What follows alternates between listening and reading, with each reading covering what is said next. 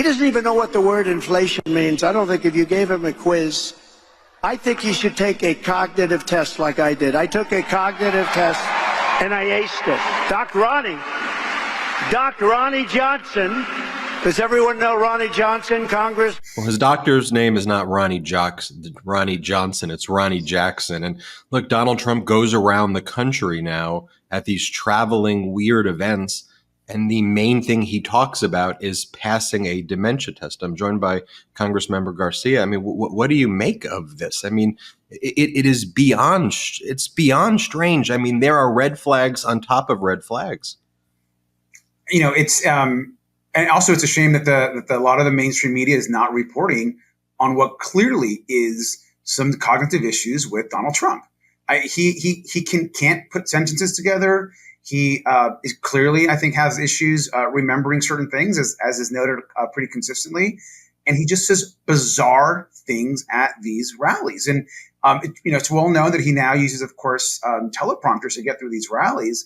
And then when he goes off script and he's not following them, he starts talking about some bizarre stuff. And this should be concerning. I mean, look, not only am I concerned about his kind of bizarre behavior, I'm concerned about what he actually wants to do as president. He wants to destroy our democracy in this country. And so I think it's comical that Republicans want to project President Biden or talk about his age when clearly President Biden is doing a great job and actually able to lead and is clearly healthy and full of wisdom. Donald Trump, you can't say the same. I mean, look, just take a look at what happened over the weekend. Donald Trump said he was speaking at a black church in front of thousands of people. And it was a church that was embroiled in litigation, but all the congregants who were there were all pretty much white. And he had a group of black people on stage. I mean, there are people there. I'll show you just a pan of the congregation so people see that, what I'm saying here is you can actually see who's in the crowd. Then they go on and they talk about speaking in front of 8,000 to 9,000 people, and then the media runs with it as though that's what happened when that's not what happened. This is the talking point from Kellyanne Conway, who bragged about lying, and she says they're all alternative facts. Here's what she said about what you and I just observed. Here, play this clip. Biden's not doing anything like that. Look at the contrast of just this weekend. You got Donald Trump in Detroit talking to 8,000 people, and then at a black church, of course. By the way, he did that. And then they're doing the same thing, though, Congressman, with the Hispanic outreach, where they're actually, remember they said they were doing these Hispanic outreach centers, but now those are all being shut down and nothing ever happened there. But they're just relying on this flood of disinformation that comes from these stunts. That's right. I mean, that church, by the way, they rented that space. It was not like some black church invited Donald Trump in to speak. It was, they rented the space. They filled it with MAGA supporters. There was a handful of African-American folks there that he pulled from his MAGA world. And then they somehow bill it as he's speaking to thousands of people and as being embraced by the black community in Detroit. It's just such a joke and a lie. But we have to be prepared every single day. They're lying about something else, whether it's lying about President Biden, about his record, or lying about Donald Trump, lying about his supporters, lying about how somehow he magically wants to erase the horrible things that he has done to this country. And so it is a concern. I think that people more and more, and the president actually just recently referenced this, obviously at the big event and they had in LA, the media and the disinformation that's happening is a huge threat to our democracy, and the media is not holding Donald Trump accountable and his team for all of his lies. Right. So then after he speaks at this church, and we showed what really went down, he then goes to this Turning Point USA event, and that's like the MAGA youth outreach, they call it, Turning Points. And it's run by someone named Charlie Kirk, who says that black people shouldn't be pilots. He wants to abolish MLK Day. And before Donald Trump goes out to speak, this is the type of stuff that they're promoting at the event. They have people go out with a big flag that says White Boy Summer. And they run around the stage with their White Boy Summer flag. And I could go on and on about this, Congressmember, but I think the point is made. But the point that I think needs to also be discussed is your colleagues, and it's hard to even say that, these MAGA Republican Congress members, while you and the Democrats are actually trying to focus on health care and wages and protecting Social Security, dealing with women's reproductive rights, protecting freedoms. This is what Scott McFarland posted. Here's the latest review of the U.S. House legislation, and this showing what the GOP proposals are right now on the table. Requiring the U.S. Treasury to print $500 bills with Trump's portrait on it, renaming the Dulles Airport in Virginia after Donald Trump, renaming U.S. coastal economic zones after Donald Trump, awarding Donald Trump a congressional gold medal. It's embarrassing stuff. It's so embarrassing. And first of all, the entire Republican caucus in the House, they all bend the knee to Donald Trump. I mean, they will do whatever it is it can do to kiss. How does it? Folks that at one point used to have some small level of independence and love of country, the only thing they love is their proximity to Donald Trump. And these laws that they're proposing, instead of actually trying to pass healthcare or support women's rights, or maybe even help fix some of the issues that we still are all working on together around inflation or the economy, they could care less. They don't want to secure the border. They want to put Donald Trump's picture on a $500 bill.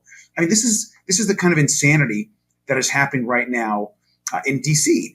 But we have one big job to do, and that is we all got to work every single day from here to November to ensure that we reelect Joe Biden. And that is going to put a stop to this madness once and for all, and we're going to end Donald Trump's political career, hopefully on that day.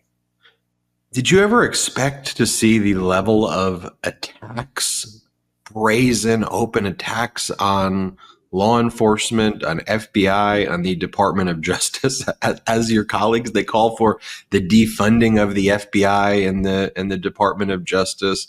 They attack the FBI director, Christopher Wray, and say that he's a deep state plant. He's someone who Donald Trump appointed.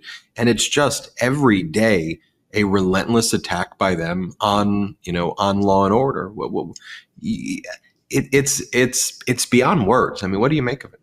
I mean, I think there's two pieces of this, which is just crazy. I mean, one is, of course, they attack law enforcement every day. It's defund the FBI. It's attacking the Justice Department. It's attacking the judicial process, as we know, with the way that they love to attack any judge that's actually hearing one of these Donald Trump cases or any of the cases across the country. They attack the Attorney General, try to hold him in contempt of Congress. They have no respect for the legal process or the judicial process.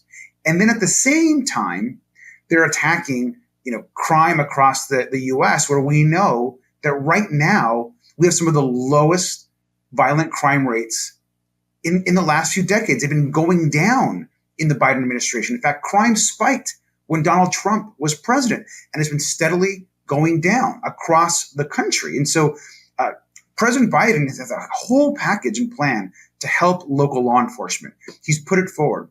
Donald Trump, the MAGA Republicans, they don't care about law enforcement. They attacked the U.S. Capitol. They actually caused huge harm to our own Capitol police officers, as we know. And then they're going to defend those insurrectionists. They call them hostages and heroes. So the Republican Party is, quite frankly, when you put a criminal at the top of your ticket, that's what the Republican Party now represents.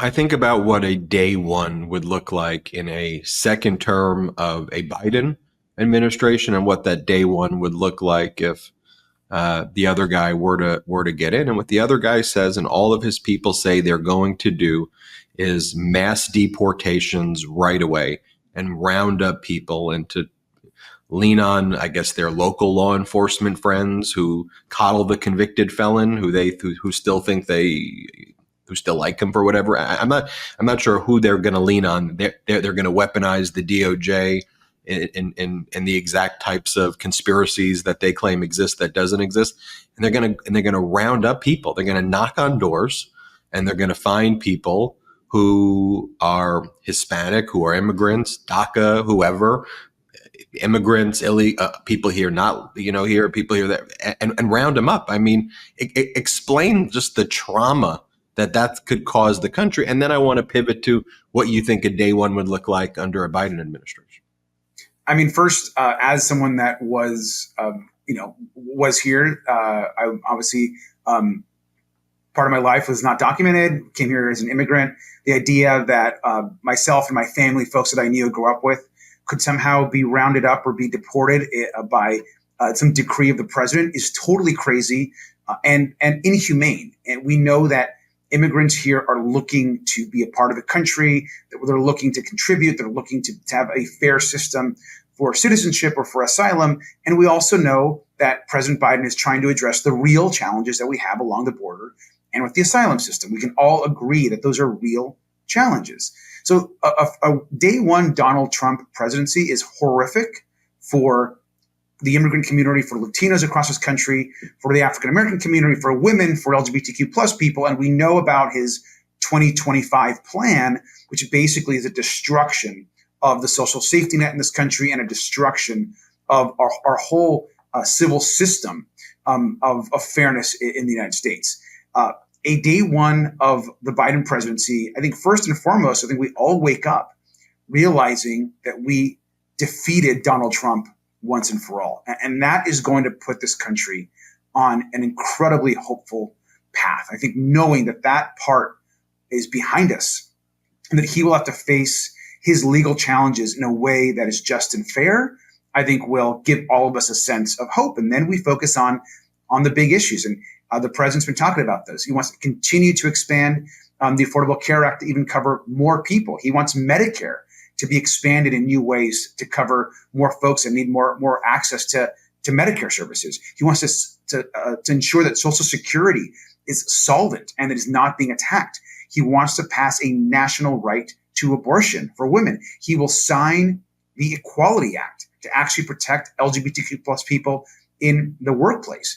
So those are just some of the initiatives that we're going to see. And quite frankly, knowing that we're going to have someone that's focused on peace and democracy across the world is also real critical. So I think that we have a lot to look forward to, but we got to work hard. Can't take it for granted. Congressman Robert Garcia, thanks for joining us as always. Thank you. Hit subscribe. Let's get to 3 million subscribers together, and thanks for watching. Love this video? Make sure you stay up to date on the latest breaking news and all things Meidas by signing up to the MeidasTouch newsletter at MeidasTouch.com/newsletter.